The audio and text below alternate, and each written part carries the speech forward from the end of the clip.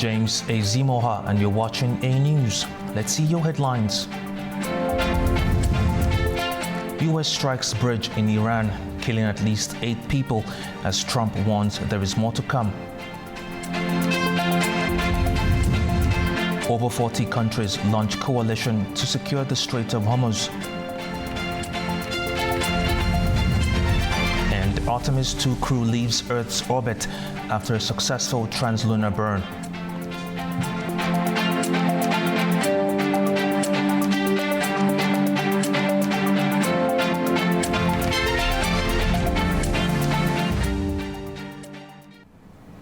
Airstrikes have hit a key bridge near Tehran, causing deaths and injuries. Meantime, President Donald Trump warned of a further attack on energy sites, bridges and infrastructure, even as while major issues remain unsolved. At least 8 people were killed and 95 others injured after a second attack destroyed a key transport link in Tehran in the northern city of Karaj, a major highway bridge connecting Tehran to Karaj with the B1 bridge, one of the tallest in the Middle East. Iran's army has been ordered to track enemy movements with utmost caution and precision and prepare to counter any form of attack, state media reported on Thursday. The sites you believe you have targeted are insignificant, and our strategic military production takes place in locations you are completely unaware of, and you will never be able to reach them. We will save you the trouble. Do not count our missiles, drones, and strategic equipment, because you will certainly be mistaken and get nowhere. You must pay the price for the aggression that you initiated against the honorable, dear, and Muslim nation.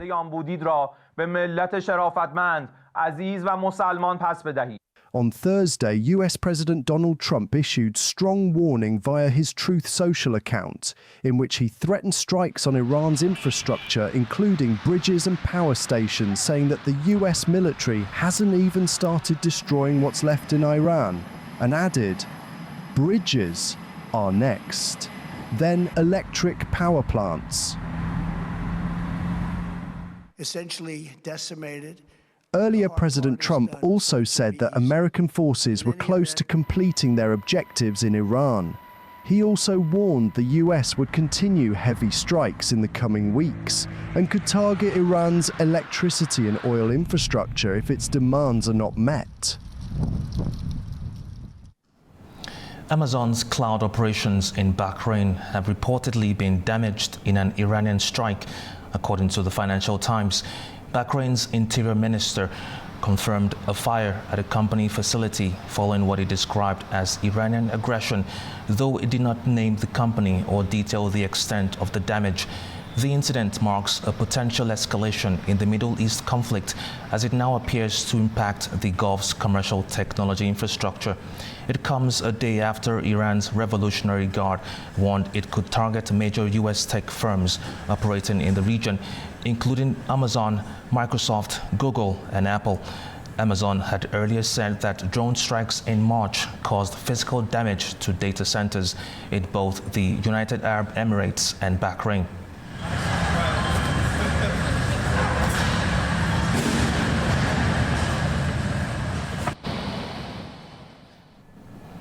The United Kingdom and more than 40 allies have agreed to step up diplomatic pressure on Iran after a high-level virtual summit on reopening the Strait of Hormuz. Zainab Farizada has more. The UK and its allies have agreed to step up coordinated diplomatic pressure on Iran following a high-level virtual summit aimed at reopening the Strait of Hormuz.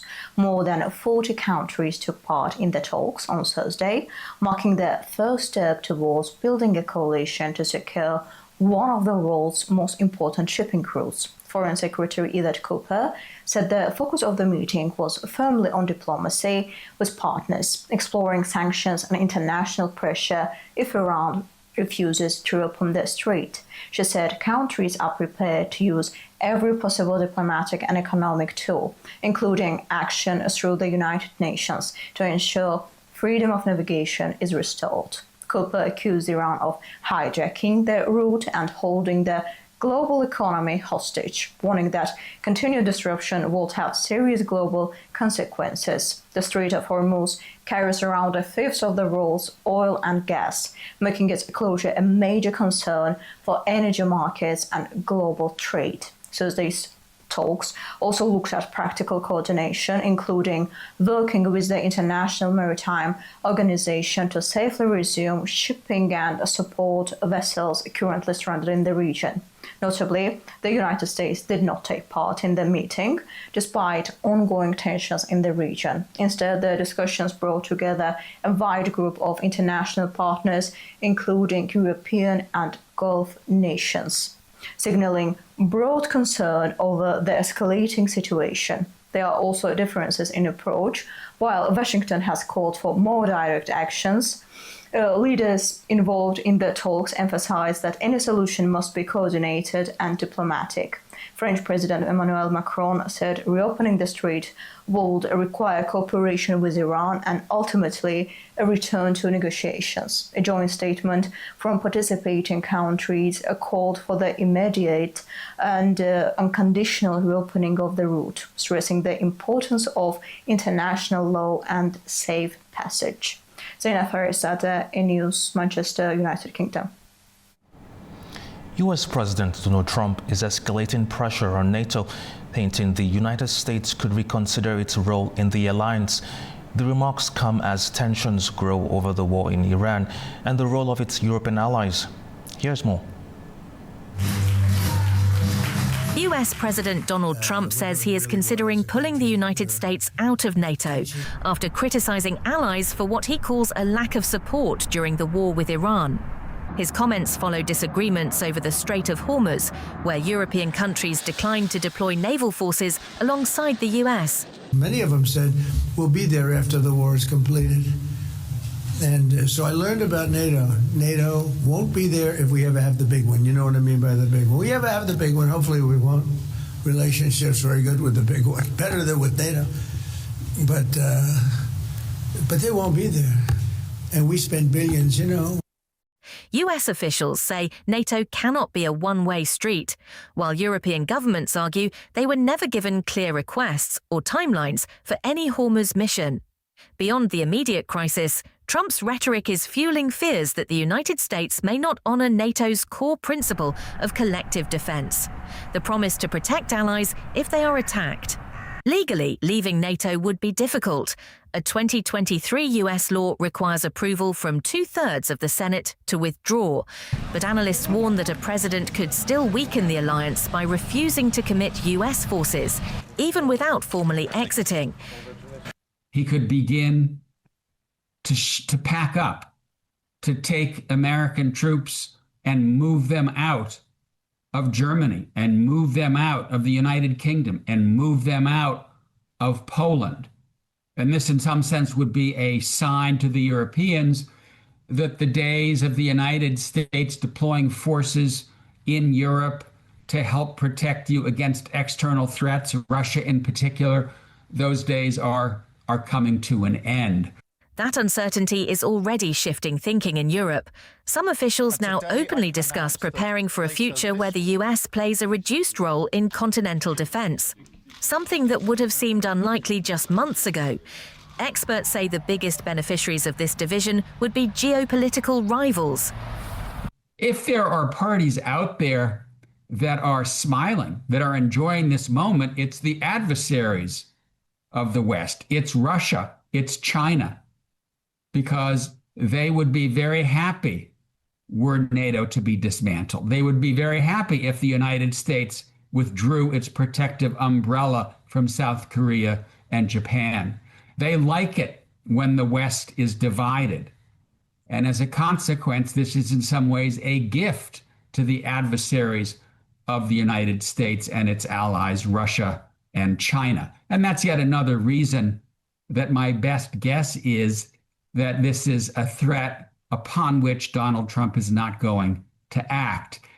Despite the sharp rhetoric, some analysts believe a full withdrawal remains unlikely. Trump has shifted his position on NATO before, and diplomatic efforts are already underway to ease tensions.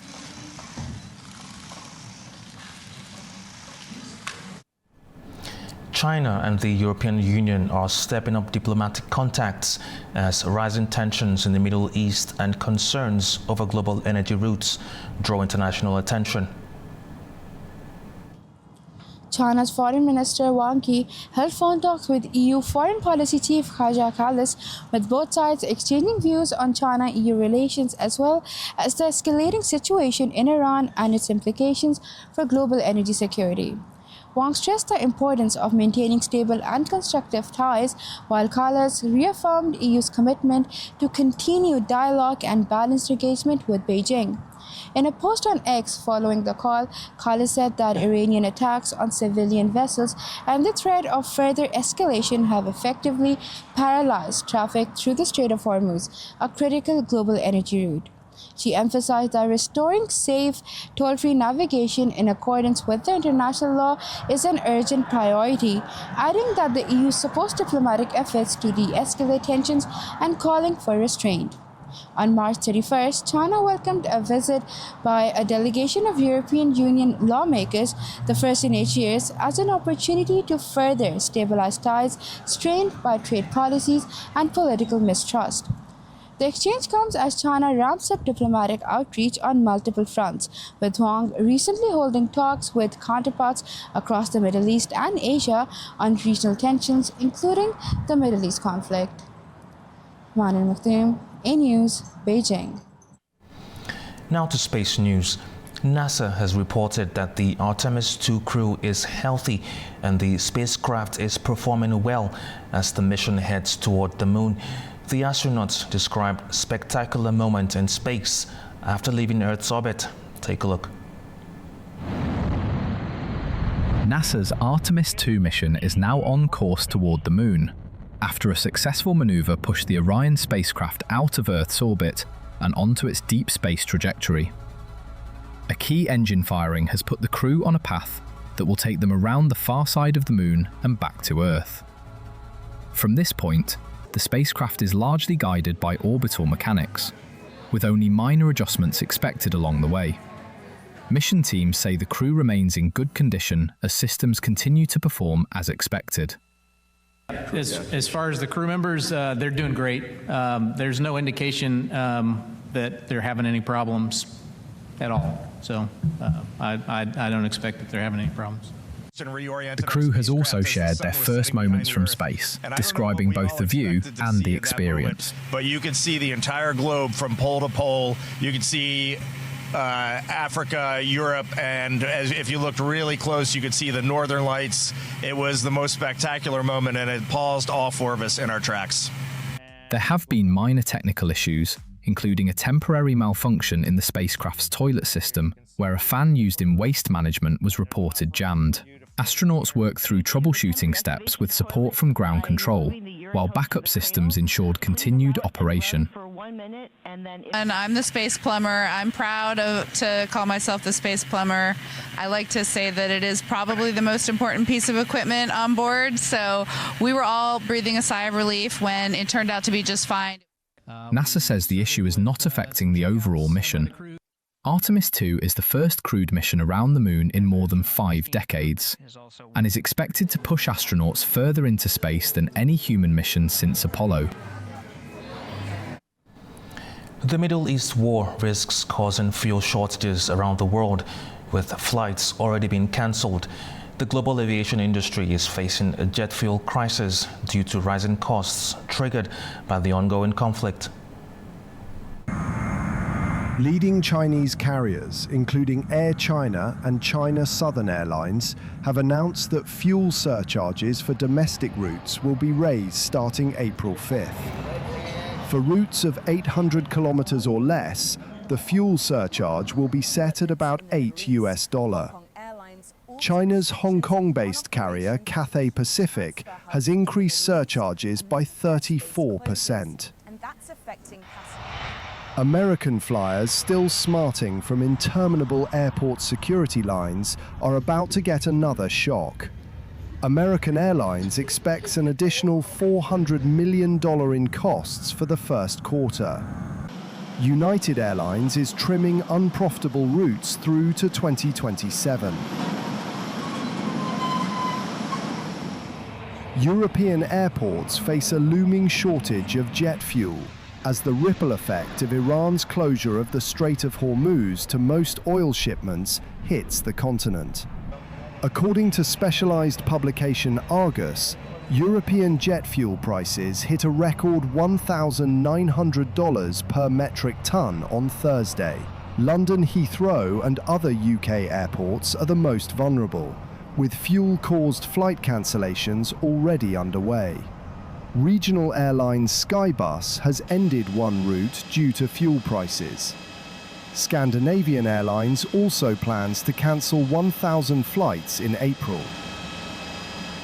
Air New Zealand has raised all fares and suspended its full-year profit guidance just weeks after issuing it, as the escalation of the conflict in the Middle East drives unprecedented volatility in global energy markets.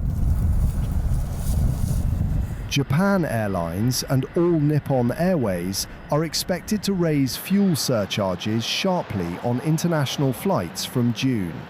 The ongoing US-Israel attacks on Iran and Tehran's retaliatory strikes across the Gulf region have triggered a shortage of liquefied petroleum gas globally because of the reduction of sea traffic through the key oil shipping route, the Strait of Hormuz.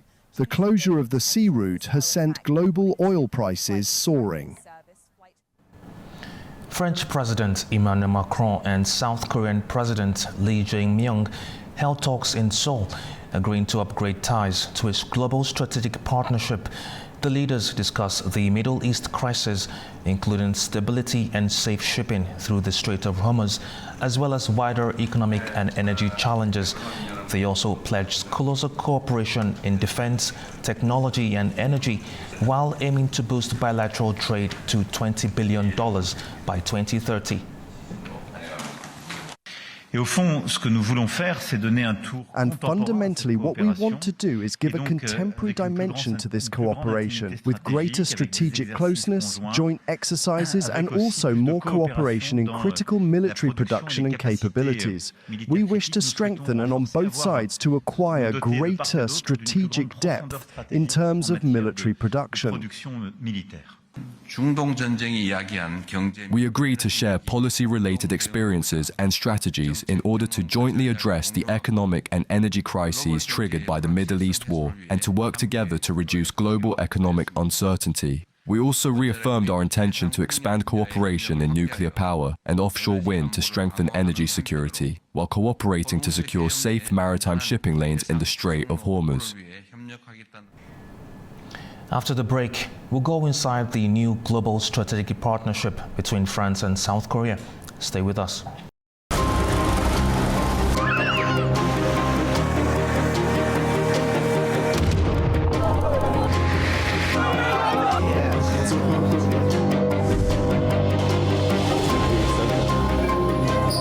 Well, hello and welcome to Prime Time. What a show we've got lined up for you today.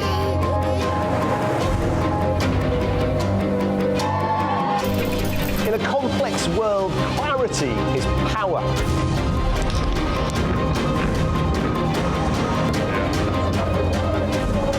Two hours live, diplomacy dissected in a spin-free environment.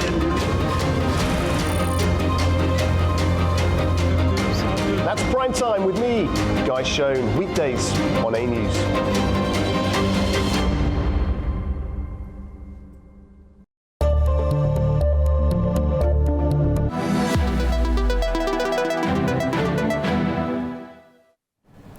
Welcome back to A News.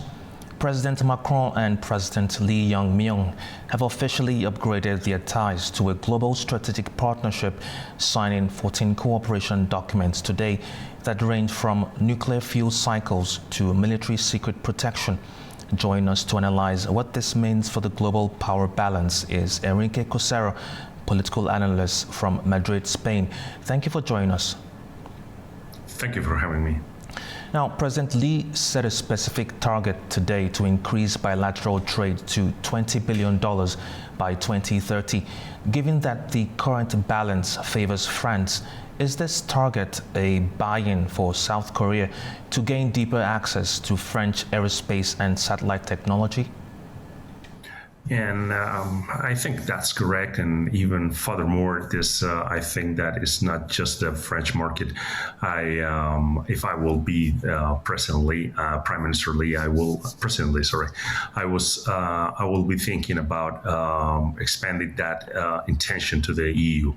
I mean, this is not only a question of derived from the instability produced by Donald Trump trying to get in conflict or getting in conflict with Iran, is trying to find a new partner, new allies in the place that precisely Donald Trump has already seemed to forget. Now, a revised military secret information protection agreement was signed today as well. Why was it necessary to update this now? And does it specifically allow the two nations to coordinate on Middle East maritime transport routes without U.S. oversight, of course? I think this is the moment because since the Obama years, since 2008 or something like that, 2009, the United States has been completely focused on the Pacific. Forgetting or trying to avoid or trying to just giving away the look to the Atlantic, because for the United States, in a way that Donald Trump has specified a lot, Europe is a problem or is a trouble for Europeans, not for the United States anymore. And the United States were focusing their intentions on the Pacific. With the threat of China and the threat of China over Taiwan, both commercially and militarily. So since the moment the conflict on Iran started, the assurance of both Japan and South Korea was really, really strong because they knew that the United States were completely prone to help those countries. But right now, with the United States getting along with Israel in a conflict in the Middle East, and with all the oil imports to Japan and South Korea completely blocked by the blocking itself of the Hormuz Strait, right now the things have been turned in a very wild race in order to find new allies. I think Japan and South Korea don't trust the United States as much as they did even barely 6 months ago. And right now, all the trades and all the strategies and all the commitments and accords has to be revisited. And this is the reason, I think this is the reason why all these changes have been taking place in the last days, and all the new orientation of alliances to Europe are going to be important for South Korea and Japan. Now, both countries also signed deals on nuclear power arrangements. Does this move aim to create a French-Korean supply chain that is entirely independent of Russian enrichment? Nuclear energy and nuclear power is critical for France. In Europe, we know that. I think we are given that for sure because it's probably the most intense nuclear power reliant country in the continent. So exchanging and sharing nuclear technologies in order to make an energy secured country, I think is completely strategic for France, Japan, and South Korea. They saw this opportunity and this common interest in this technology, and they're going to try to exploit it, and they're going to try to maximize it the most. So it's not maybe it doesn't sound great because we're with the renewables and the alternative energies. The most of Europe is trying to change their path, but for sure it's a strategy. It's a strategic for these countries, and they're gonna, as I said, they're gonna maximize the resources and they're gonna maximize the knowledge and the technology, because it's some sort of energy assurance for the three of them. Now, beyond the oil crisis, the two leaders also signed joint offshore wind projects in southern Korea today. Is this an admission that both nations view the Middle East as a lost cause for energy stability in the near term?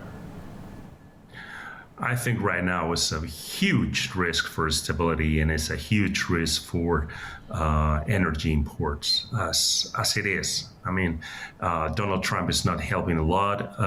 Donald Trump is saying this is going to be every country run for itself in order to reach an agreement with Iran for making the ships going through the Hormuz Strait. And right now, Donald Trump can't expect that these countries or any other country could leave or could flee the United States coattails in order to keep completely faithful to Donald Trump. We're watching with South Korea and Japan right now making alliances and signing treaties with France, and by extent it will be, I think, in no more than a year with other European countries. Donald Trump can't expect with these movements that all the countries that he was considering allies are not going to move in a more secure place and with a more stable alliances, because Donald Trump has proved during the last 4 weeks. For the last 6 weeks, that instability is some sort of a kind you can deal with. And I don't think that these countries, that they're both threatened by China and North Korea, because we have to remember that North Korea right here is the silent enemy for these both countries. Both Japan and North Korea are not looking for a more stable situation, more stable agreement, more stable alliance than the United States are proven to be. Now, both countries also signed deals on critical minerals. Is this a direct attempt to break China's monopoly on the components essential for electric vehicles and missile guidance systems? We can see it that way, and of course, I think in this situation, the one who has more to win, and that the one who can profit the most with this alliance is going to be France, because France lacks of these minerals. And on the other side, France, the three countries, France, South Korea, and Japan, got huge reliance on the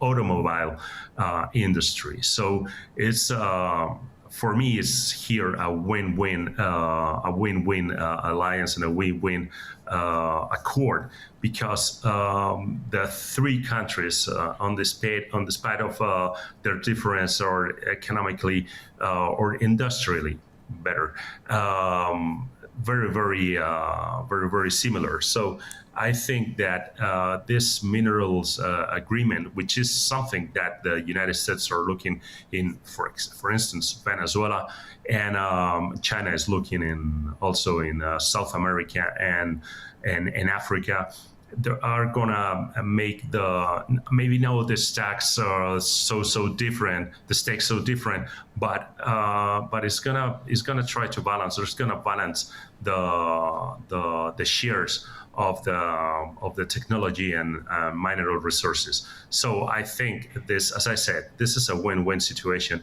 and it will be dumb, not try to get profit from that. Now, today's joint statement highlighted both nations' ratification of the UN High Seas Treaty. In the context of the Hormuz blockade, are they using environmental law as a soft diplomatic tool to challenge the legality of Iranian and US naval restrictions? Here we have to take some different things in consideration. I think this is the first movement, the first important movement trying to make changes in the geopolitical situation of the Pacific right now. And as I said, I think this goes all for the stability, all for the continuity of the progression or the continuity of the evolution of those economies. They are gonna try to be strong, the three of them, plus the help of the other European countries, in order to make a position with Iran, looking for and trying to get down with the Hormuz blockade. And for many intentions, this is not going to be just a situation in saying, okay, Donald Trump, this is it. It's more that, okay, if we can, as I said before, if we can't trust in the United States from now on, we have to keep our chances open in order to get new alliances, in order to get new friends on the board, because for sure these countries are considering Donald Trump not the United States of Donald Trump not a very I don't want to say peaceful, but a reliable friend in order to reach new stability. And we can't forget that the G7 meeting on Evian the next June is gonna be the place in which all these differences between the United States and the rest of the G7 group are gonna take place in a more material way. So as I said at the beginning of this answer, I think this is the first important movement that we're watching in order to change of alliances, friendships, and reliance in the geopolitical structure. Mr. Cosero, thank you very much for sharing your time and insights with us. Thank you for having me again. After the break, we'll take a look at the key stories shaping the region. Stay with us.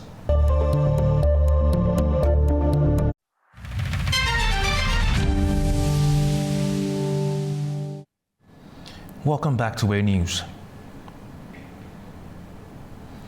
Since 2020, more than 420 people in Azerbaijan have been affected by landmine explosions. Of these, 72 people have died and more than 300 have been seriously injured.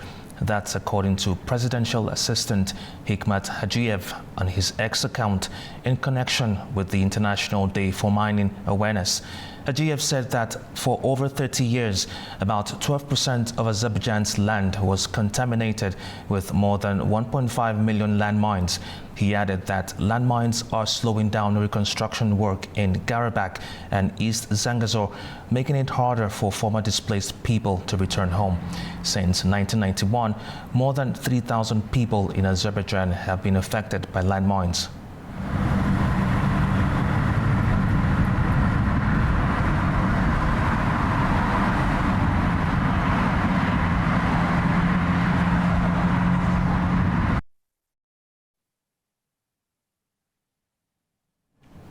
Switzerland has joined a growing list of European countries tightening entry rules for certain Georgian officials. The decision targets holders of diplomatic and service passports and comes amid ongoing concerns in Brussels over democratic standards and foreign policy alignment. Our Nini Nikolashvili brings us more. Switzerland has imposed new visa requirements on Georgian diplomatic official and service passport holders, marking a significant change in travel rules between the two countries.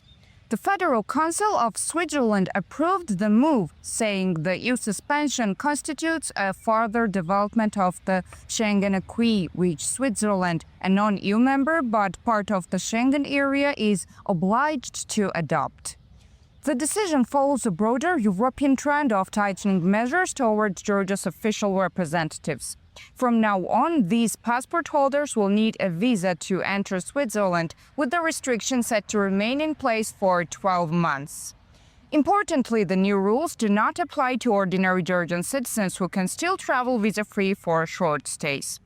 This move comes shortly after a key decision by the European Commission on March 6, when visa-free travel was suspended for Georgian diplomatic and service passport holders across the Schengen area. That step marked the first use of the EU's strengthened visa suspension mechanism. According to the Commission, the decision was taken in response to what it described as ongoing violations of commitments tied to visa liberalization. These include concerns over democratic standards, human rights, and Georgia's alignment with EU visa policy. Officials in Brussels have pointed to developments since late 2024, including actions against protesters, opposition figures, and independent media as factors that have strained relations. The EU has also introduced stricter border checks and visa screening procedures for affected Georgian officials. These include more detailed background checks, mandatory interviews, and the possibility of visa refusal if concerns arise. Nini Nikolaishvili, Tbilisi, A News. Iran's top diplomat, Abbas Araghchi, has stressed that bombing of his country's civilian infrastructure, which includes a bridge under construction, will never make Iranians surrender to the ongoing U.S.-Israeli military aggression. A correspondent from Tehran brings us more. The Iranian Foreign Minister Abbas Araghchi has said that the U.S.-Israeli air raids on Iran's civilian infrastructure, including a bridge under construction in the city of Karaj on Thursday, will not push Iranians to surrender ever. In a post on X social platform, he said, every bridge and building will be rebuilt stronger, but what will never be repaired is the damage to reputation and trust. As the Israeli-U.S. war on Iran has escalated on its 35th day following the first acknowledged U.S. targeting of a bridge on Thursday, Foreign Ministry spokesman Ismail Baqai also condemned the air raids on the Pasteur Institute of Iran. He said it is beyond a war crime and an assault on the principles of humanity and civilization. Also, Araghchi, in a separate post on X, blasted U.S. President's threat of bombing Iran back to a Stone Age, saying that there is a significant difference between the present-day Middle East and the Stone Age. He sharply responded, "No oil and gas back then," suggesting that Trump's rhetoric ignored region's strategic importance. Meantime, President Masoud Pezeshkian held phone contacts with the Azerbaijani President Ilham Aliyev and the Finnish President Alexander Stubb. According to official sources, he praised the government and people of Azerbaijan for their sympathy during the war and criticized the European Union's position on repeated violations of international law by Israel and the United States. Duraj Shiralilu, downtown Tehran, for A News. Pakistanis felt the pinch as the government hiked consumer prices for diesel and petrol for the second time in less than a month amid rising global oil prices. In Pakistan, price of diesel has been raised by 54.9% to 520.35 rupees per litre, and petrol by 42.7% to 458.40 rupees per litre. Pakistan's Petroleum Minister Ali Pervez Malik said the increase was unavoidable due to surging international oil prices following the US-Iran conflict. The decision taken today is that, in line with international market trends, the price of petrol will be increased. At the same time, efforts have been made to keep any increase in diesel. While officials frame the move as an economic necessity, the impact on ordinary citizens has been immediate and deeply felt. Across cities, the price hike has sparked a wave of protests, with residents voicing anger over what they see as an unbearable financial strain. This is an injustice to the public. The way people are being fleeced is unacceptable. Instead of shifting its burden onto the public, the government should have borne some of it itself. For many, the increase is not just about fuel. It threatens their ability to afford basic necessities, amplifying fears of worsening poverty and economic hardship. They have dealt a huge blow to the public. First, they raised the price by 55 rupees per litre, which already left people distressed. Now they have increased it by another 137 rupees. I would say this is completely unjustified, and for the poor, it is an especially severe setback. There may be a war going on, but shouldn't we also think about our people? What will he do now? All his money goes into petrol. He has 3 children, and there's hunger at home. His family is going without food. The decision is likely to ripple through to higher inflation and hit Pakistan's impoverished population. Pakistan imports oil mainly from Saudi Arabia and the UAE through the Strait of Hormuz. The current situation comes at a time when the Trump administration has pushed to bring its war with Iran to an end, and Pakistan has emerged as a key mediator. Turkey is drafting alternative oil and gas routes to bypass the Strait of Hormuz as disruptions linked to the Iran conflict raise risks to global energy supplies and shipping. Turkey has drafted 5 alternative routes for the transport of oil and gas that would bypass the Strait of Hormuz, according to local media reports citing the Turkish Trade Ministry. Trade Minister Omar Bolat said Ankara was taking active steps to establish alternative transit corridors that could serve both energy producers and consumers, especially during times of crisis. The Hormuz Strait is one of the world's most critical maritime choke points, with roughly a fifth of global oil trade passing through the strategic waterway. Disruptions caused by the ongoing regional war have raised concern about energy security and rising shipping costs. Among the alternative routes being considered are overland deliveries through Iraq and Syria, as well as a possible transit corridor linking the Suez Canal, the Red Sea, Jordan, and Saudi Arabia. Another proposed route would move energy shipments from ports in Oman to the United Arab Emirates and onward to regional markets. Yet another route being considered around Africa's Cape of Good Hope is also reportedly being evaluated.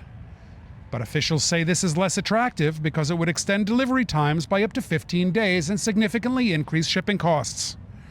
Earlier reports had indicated that Turkey, Egypt, and Saudi Arabia were mulling the creation of a joint consortium to coordinate oil transport from the Gulf region. In a related development, Turkish Foreign Minister Hakan Fidan attended a virtual meeting on Thursday devoted to the ongoing crisis in the Hormuz Strait. Representatives of more than 30 countries reportedly attended the meeting, which was organized by the United Kingdom. Since the regional war began more than a month ago, Iran has allowed 1 Turkish-owned vessel to transit the Hormuz Strait, while 14 others are still awaiting Tehran's permission to cross. This is Adam Morrow for A News in Istanbul, Turkey. The Turkish Defense Ministry has announced the establishment of 4 military headquarters, 3 naval and 1 on land, within the framework of NATO's evolving Black Sea security architecture. At a Thursday briefing, the ministry said Ankara's Black Sea strategy was based on principles enshrined in the 1936 Montreal Convention, which governs the movement of maritime traffic through the Bosphorus and Dardanelles Straits.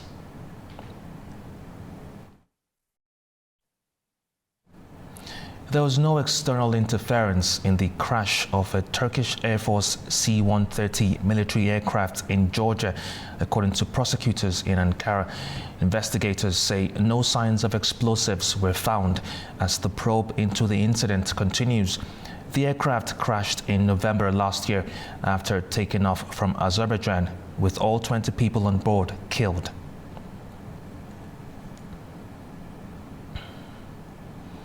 Ukraine is stepping up its diplomatic outreach to Central Asia, intending or signaling a shift toward deeper regional engagement.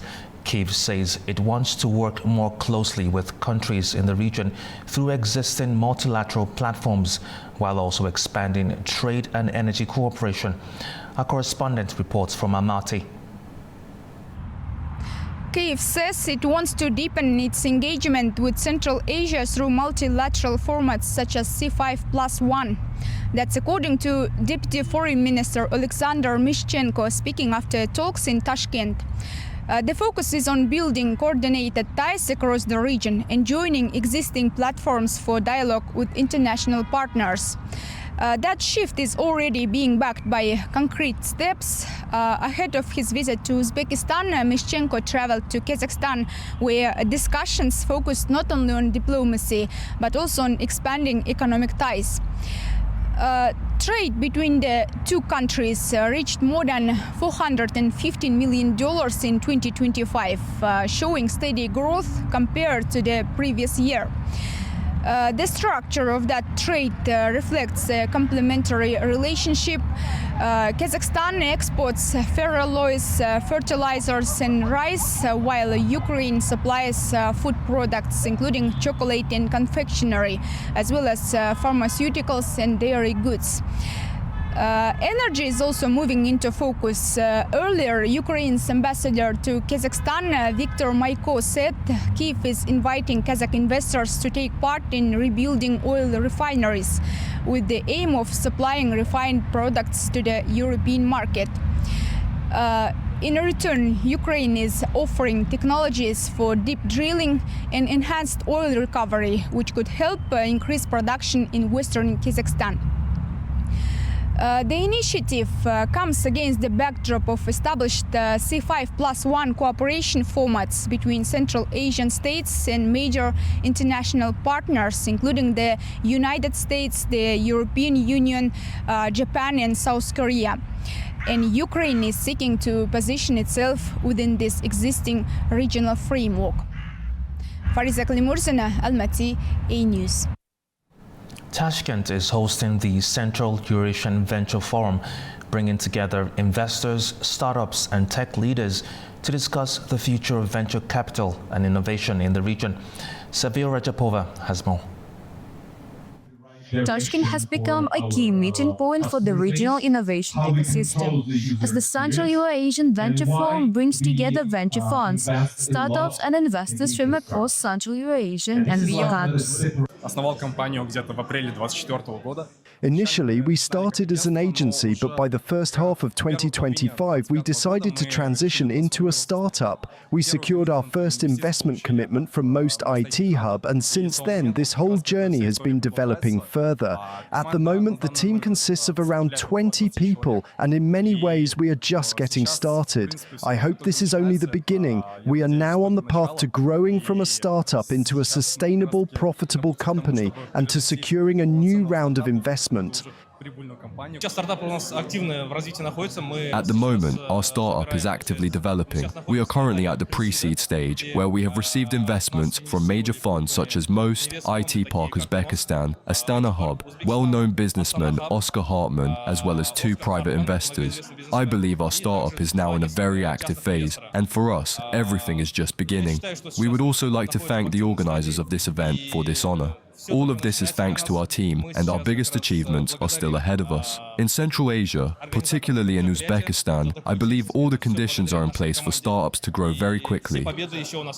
Last year, we were leading Silkway Acceleration Program for Astana Hub. So it's the program launched with the support of Google for Startups.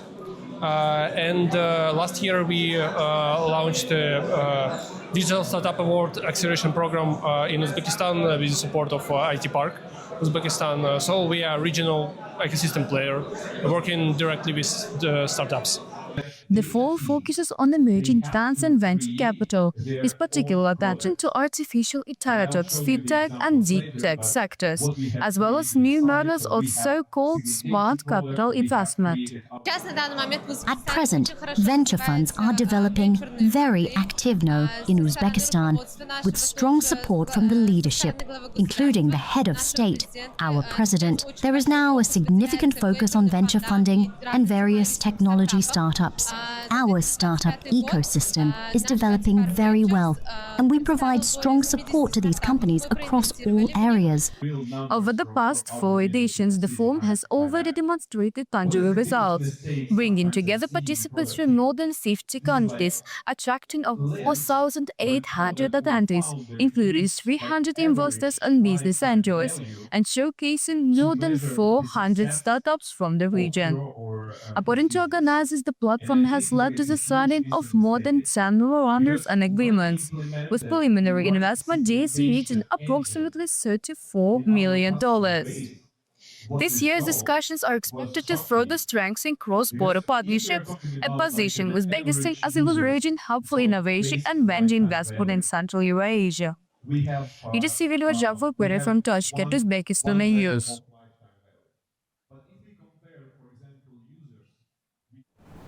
Now, while President Trump warns of further strikes on Tehran, Pakistan has secured a rare breakthrough in the Strait of Hormuz.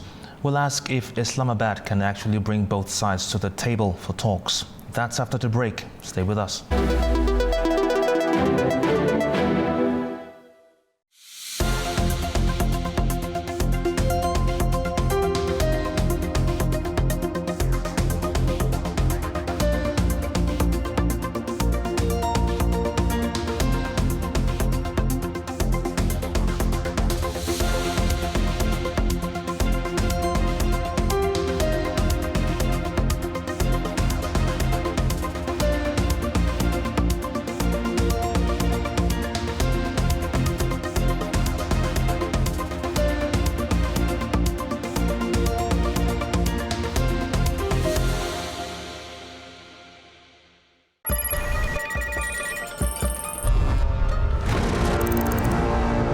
On World Business, we meet the boardroom leaders making market-moving decisions. And find out how leaders are dealing with continuous technological disruption.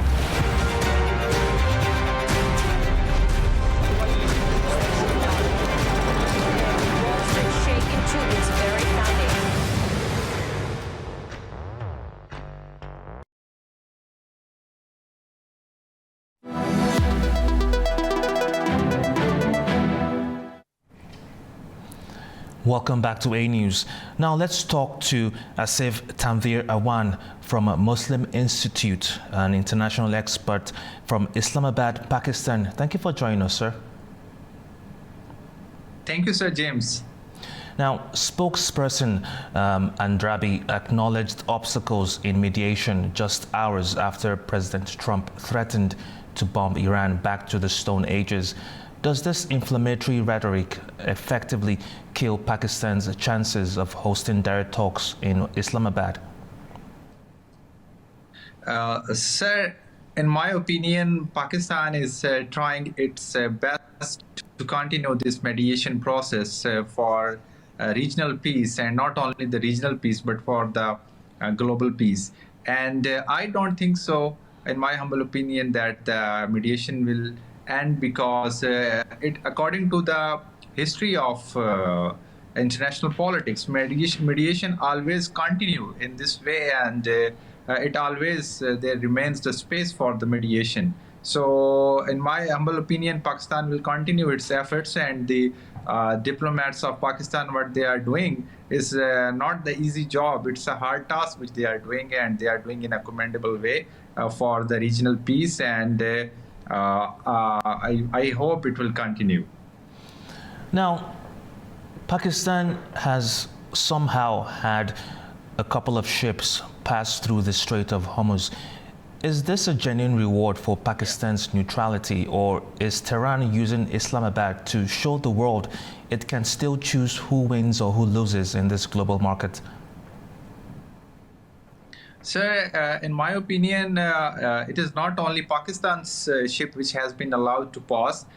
There are many countries whose ships have been allowed to pass, and the statement given by Iran Foreign Office that they are allowing, they will allow the ships who are non-hostile states.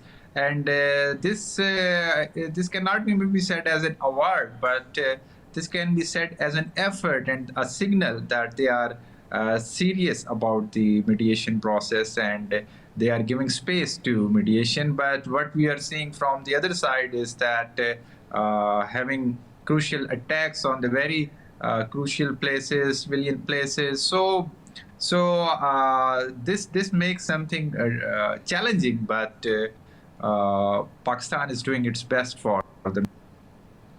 Now, speaking about mediation, Andrabi stated that both sides have confidence in Pakistan. However, Iran still denies any direct negotiations with the US. Is Pakistan actually mediating, or is it simply just passing messages from one side to the other? Sir, it is true that Iran is not having any direct talks with the United States.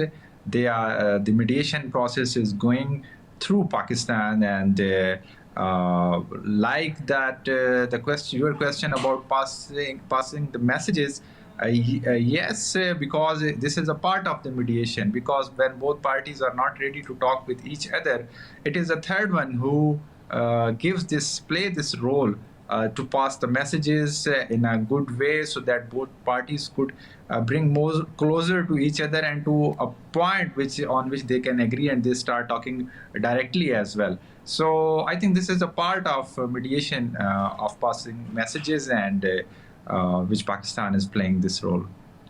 Mr. Asif, thank you very much for sharing your time and insights with us. Thank you, sir. All right, that's all we have for now. Thank you for watching. Stay tuned to A News.